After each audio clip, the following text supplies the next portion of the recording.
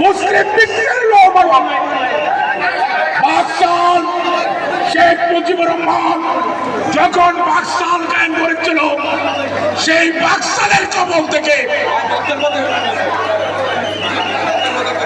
তথ্যের বাজার থেকে একটা মিছিল আসছে। কামাল আজিজ হবিব তাদের নেতৃত্বে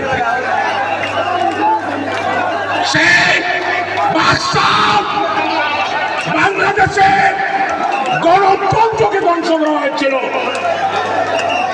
এরপর আপনারা জানেন অনেক ইতিহাস, 16 বছর স্বৈরাচার শেখ হাসিনা এদেশের জনগণের পথ জগদ্দল পাথরের মতো চেপে বসেছিল।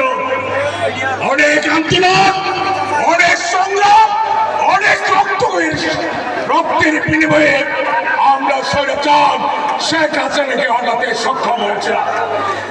বৈষম্য বিরোধী ছাত্র আন্দোলন ইতিহাসের অবিস্মরণীয় রক্তাক্ত বিপ্লবের মাধ্যমে গত বছরের 24-এ সেই 5ই আগস্ট আমরা স্বৈরাচার মুক্ত বাংলাদেশ পেয়েছি।